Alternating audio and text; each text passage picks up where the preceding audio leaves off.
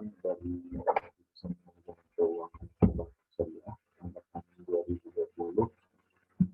Kali ini saya akan mempresentasikan hasil kerja saya dengan aplikasi yang menggunakan murabahah.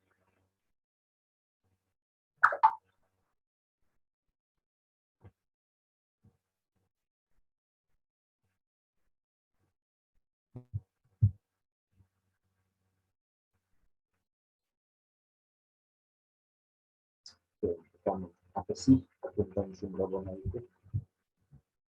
Nah, di sini akuntansi sendiri pengertiannya adalah sebuah aktivitas transaksi yang terjadi kemudian diikuti dengan kegiatan pencatatan, pengelolaan, serta pengiktisaan transaksi yang terjadi sehingga menghasilkan laporan keuangan yang nantinya dapat diambil sebagai pertimbangan untuk mengambil sebuah keputusan. Akuntansi sering juga disebut sebagai seni pencatatan informasi tentang transaksi-transaksi yang terjadi pada suatu lembaga atau organisasi. Untuk murabahah sendiri, pengertiannya adalah suatu akad transaksi jual beli barang yang disertai pernyataan jumlah keuntungan yang diperoleh dari transaksi tersebut sesuai kesepakatan antara si penjual dan si pembeli.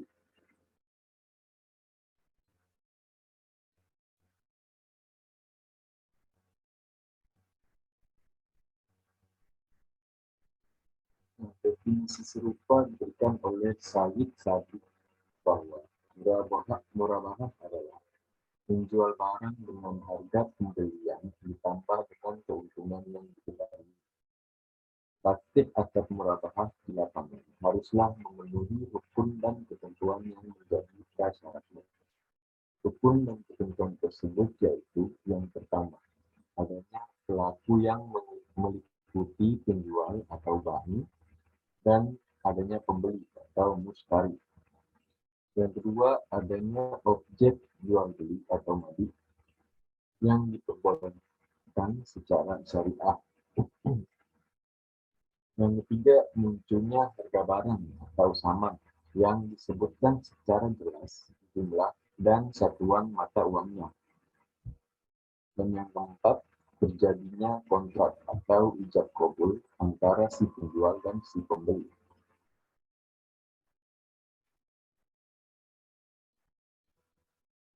Nah, berbeda dengan akad murabahah dengan pesanan, penjual dengan akad murabahah tanpa pesanan melakukan pengadaan barang tanpa adanya pemesanan atau pembelian dari pelanggan.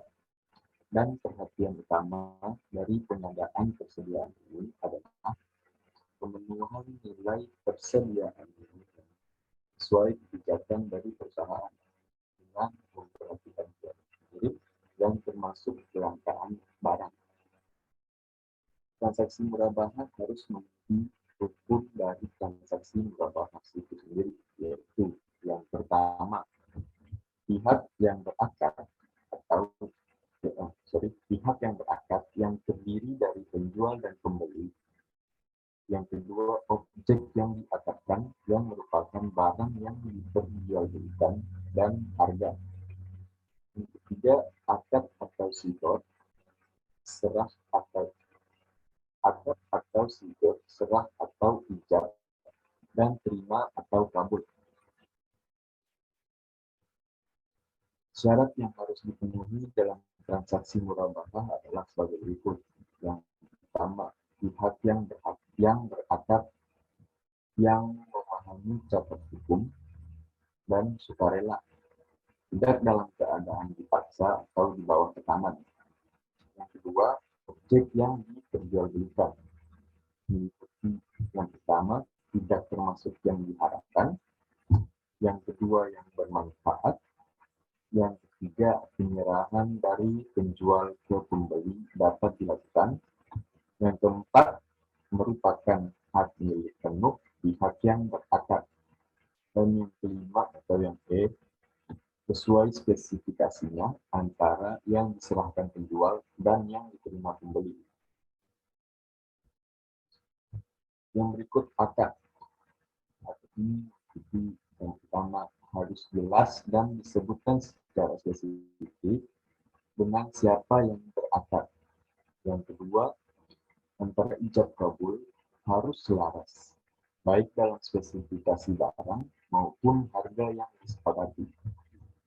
Yang ketiga, PMC, tidak mengandung klausul yang bersifat menggantungkan keabsahan transaksi pada hal atau kejadian yang akan datang.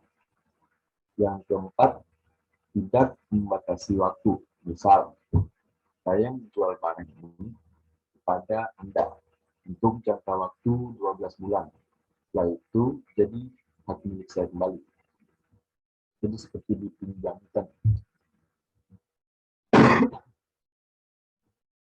Akuntansi murabahah merupakan aktivitas akuntansi pada transaksi murabahah, meliputi aspek pengakuan dan penuturan, penyajian dan pengungkapan.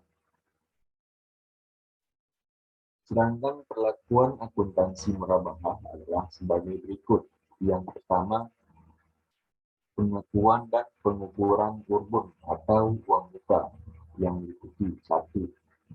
Urbun diakui sebagai uang muka pembelian sebesar jumlah yang diterima bank pada saat diterima.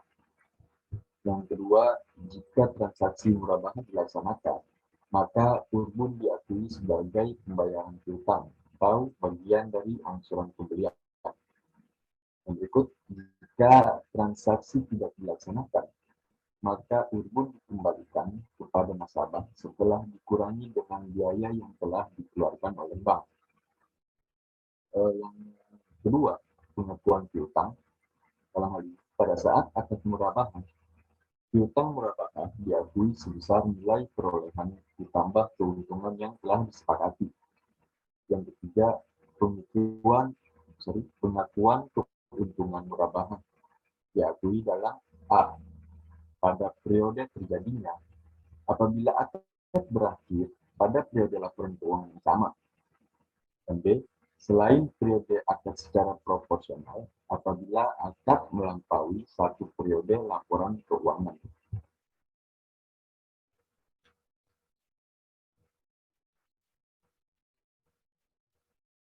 Nah, C. Pengakuan potongan pelunasan ini diakui dengan menggunakan salah satu metode dari yang pertama, pada saat penyelesaian, bank mengurangi piutang murabahah dan keuntungan murabahah. Dan metode yang kedua, setelah penyelesaian, bank terlebih dahulu meminta pelunasan murabahah dari sang nasabah. Kemudian, setelah itu, bank membayar pengakuan potongan kepada nasabah dengan mengurangi keuntungan murabahah. Nah, yang keempat, pengakuan denda diakui sebagai dana kebajikan pada saat diterima.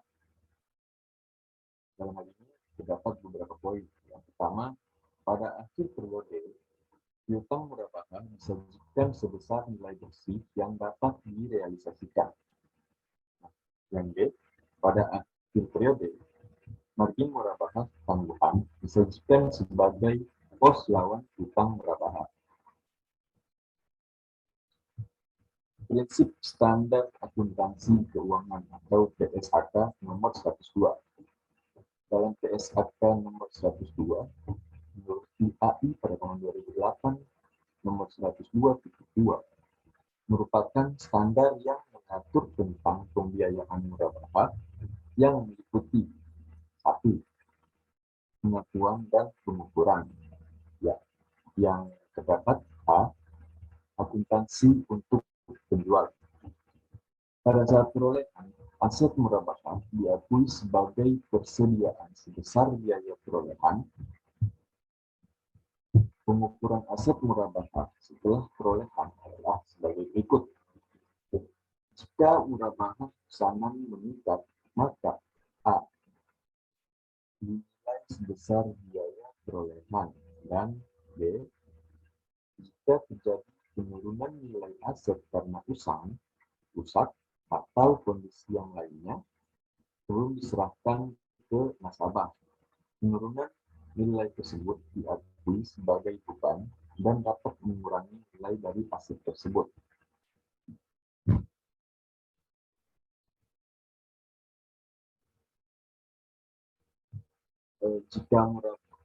Jika murabaha tanpa pesanan atau murabaha pesanan tidak meningkat, maka A dinilai berdasarkan biaya perolehan atau nilai bersih yang dapat direalisasi, namanya rendah, dan yang B, jika nilai bersih yang dapat direalisasi lebih rendah dari biaya perolehan, maka selisihnya diakui sebagai kerugian. Diskon pembelian aset murabahah diakui sebagai 1. Pengurangan biaya perolehan aset murabahah jika terjadi sebelum akad murabahah. Yang kedua, kewajiban pada sang pembeli jika terjadi setelah akad murabahah dan sesuai dengan akad yang telah disepakati menjadi hak pembeli. Yang ketiga, tambahan keuntungan murabahah jika terjadi setelah akad murabahah dan sesuai akad menjadi hak penjual mendapatkan operasi lain. Jika terjadi setelah akad murabahah dan tidak diperjanjikan dalam akad.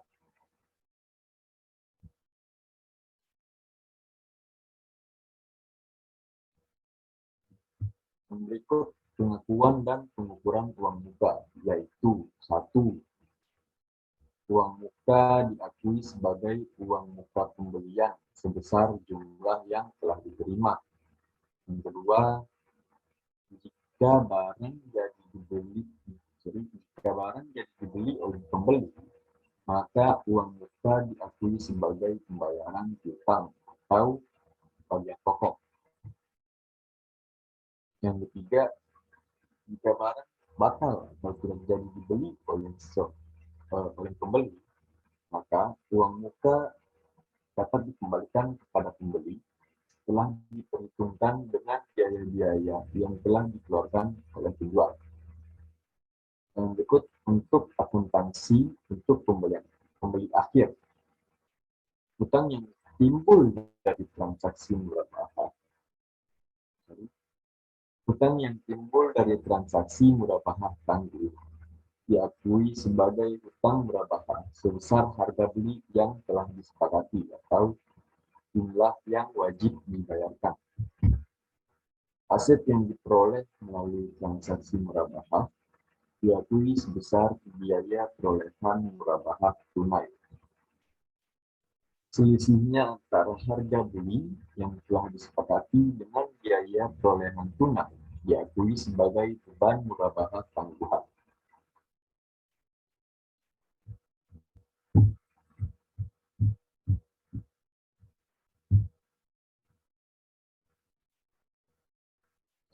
Beban murabahah tanggungan diamortisasi secara proporsional dengan porsi hutang murabahah.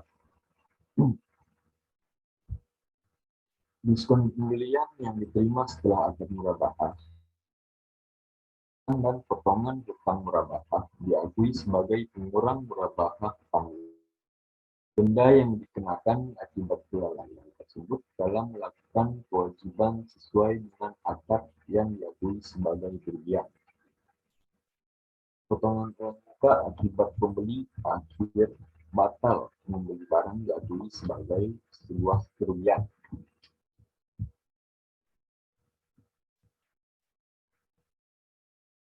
Berikut penyajian. Piutang murabahah disajikan sebesar nilai bersih yang dapat direalisasikan, yaitu saldo piutang murabahah dikurangi penyisihan kerugian piutang. Margin murabahah tanggungan disajikan sebagai pengurang atau kontra account piutang murabahah. Beban murabahah tanggungan disajikan sebagai pengurang atau kontra account piutang murabahah. Yang ketiga, Pengungkapan. Penjual mengungkapkan hal-hal yang terkait dengan transaksi murabahah, tetapi tidak terbatas pada satu, harga perolehan hasil murabahah. Yang kedua, janji pemesanan dalam murabahah berdasarkan pesanan sebagai kewajiban atau bukan. Ya, pengungkapan yang diperlukan sesuai PSAK nomor 101.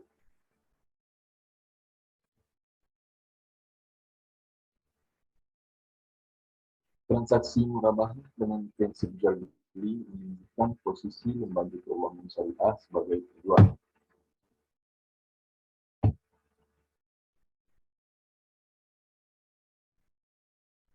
Yang memiliki risiko kepemilikan persediaan yang signifikan, yaitu satu, risiko perubahan harga persediaan.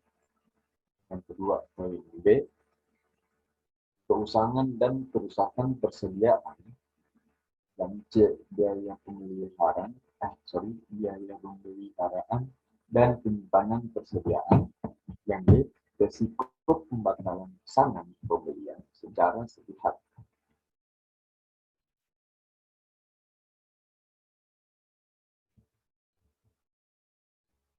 Prinsip Standar Akuntansi Keuangan atau PSAK nomor 55, 50, dan 60.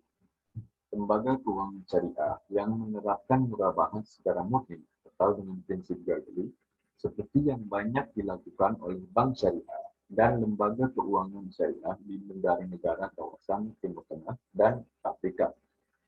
Praktik murabahah yang diterapkan oleh lembaga keuangan syariah di Indonesia menunjukkan prinsip pembiayaan yang berbasis jual beli, maka prinsip standar akuntansi keuangan yang diterapkan adalah PSAK nomor 102 revisi tahun 2013, diletakkan dengan PSAK nomor 55, nomor 50, dan nomor 60.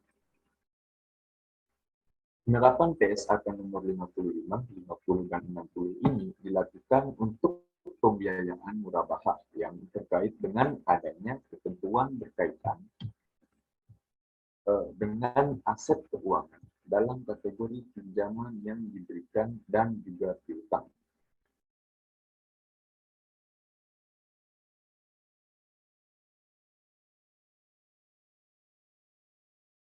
Penyesuaian yang dilakukan oleh DSASIAI terhadap elemen dalam gabungan PSAK nomor 55, nomor 50, dan nomor 60 agar sesuai dengan karakteristik syariah menurut TSN MUI pada tahun 2008, menurut AI pada tahun 2008B, yaitu satu, istilah effective interest rate menjadi rate of return. Yang kedua, effective rate of return merupakan alokasi keuntungan murabahah yang tidak sama dengan rate of return dalam bank konvensional. Yang ketiga, ketika masa akad murabahah selesai, maka tidak ada tambahan keuntungan murabahah karena keuntungan murabahah bersifat tetap. Dan yang keempat, tidak ada off-market interest rate.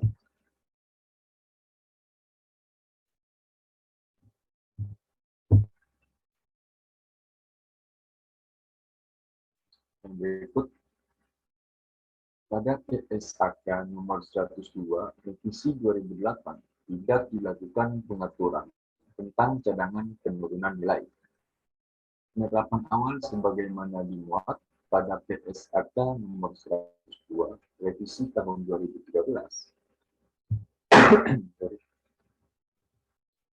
ditentukan penurunan nilai berdasarkan kondisi yang ada pada saat itu. Selisih yang terjadi diakui di saldo lama keuangan. Sementara jika penentuan penurunan nilai tersebut tidak dilakukan pada awal penerapan PSAK nomor 50, nomor 10, dan nomor 60, maka dilakukan pemisahan penurunan nilai yang berasal dari periode yang berjalan. Periode yang berjalan yang diakui di laba rugi dan periode sebelumnya yang diakui di saldo laba. Nah, yang berikut yang pertama, atau yang pengakuan dan pengukuran. Pengakuan dan pengukuran instrumen keuangan diatur dalam PSAK nomor. Pernyataan ini mengklasifikasikan 4 kategori aset keuangan sebagai berikut, yaitu A. Aset keuangan yang diukur pada nilai wajar melalui laba rugi.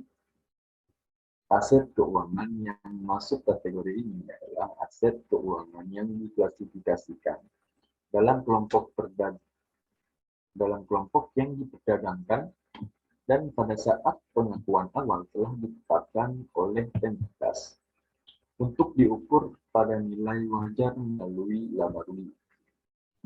2. Investasi dalam kelompok dimiliki hingga jatuh tempo. Aset keuangan yang masuk kategori ini adalah aset keuangan non-derivatif dengan pembayaran tetap atau telah ditentukan dan jatuh temponya telah ditetapkan, serta entitas memiliki intensi positif dan kemampuan untuk memiliki aset keuangan tersebut hingga jatuh tempo.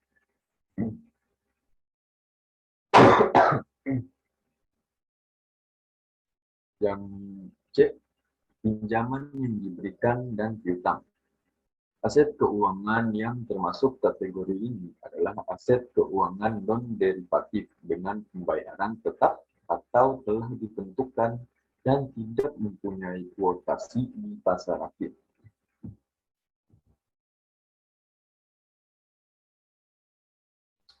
Nah, yang ini dikecualikan dalam kategori ini adalah pinjaman yang diberikan dan piutang yang dimaksudkan untuk dijual dalam waktu dekat, yang diklasifikasikan dalam kelompok diperdagangkan, dan yang saat pengakuan awal entitas ditetapkan sebagai aset keuangan yang diukur pada nilai wajar melalui laporan laba rugi. Pinjaman yang diberikan dan piutang yang pada saat pengakuan awal ditetapkan dalam kelompok tersedia untuk dijual, atau pemilik pinjaman yang diberikan dan piutang mungkin tidak akan memperoleh kembali investasi awal secara substansial, kecuali yang disebabkan oleh penurunan kualitas pinjaman yang telah diberikan dan piutang tersebut. Yang terakhir, aset keuangan yang diklasifikasikan dalam kelompok tersedia untuk dijual. Nah, maksudnya apa? Pengertiannya adalah aset keuangan non-derivatif yang ditetapkan sebagai tersedianya untuk dijual atau yang tidak diklasifikasikan sebagai poin A, B, dan poin C di atas yang tadi sudah dibahas. Nah, yang kedua, penyajian. Pembiayaan dikategorikan sebagai aset keuangan jika merujuk pada PSAK nomor 50, di mana pembiayaan murabahah memenuhi salah satu kriteria bentuk aset keuangan, yaitu hak kontraktual untuk menerima kas dari nasabah pembiayaan dengan berpotensi menguntungkan bagi pemberi pembiayaan. Definisi hak kontraktual tersebut seperti yang tercantum pada PSAK nomor 50 paragraf 7. Pembiayaan murabahah bisa jika di neraca sebesar biaya perolehan di amortisasi, yaitu nilai wajar pembiayaan yang diukur pada saat pengakuan awal dikurangi pembayaran pokok, ditambah atau dikurangi dengan amortisasi kumulatif metode suku margin efektif. Jika terdapat cadangan kerugian penurunan nilai, cadangan tersebut disajikan sebagai offsetting account atas kredit yang telah diberikan.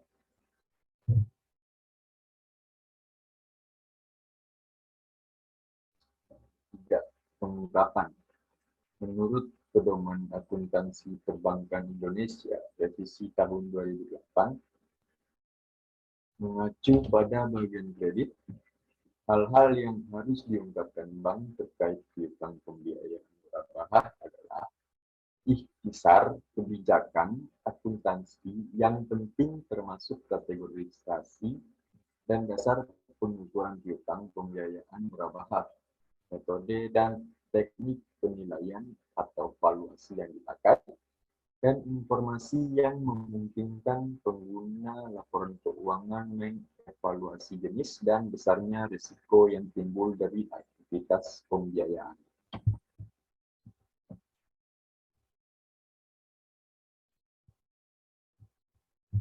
Sekian hasil presentasi dari saya. Kurang lebihnya mohon maaf jika ada salah-salah kata. Assalamualaikum warahmatullahi wabarakatuh.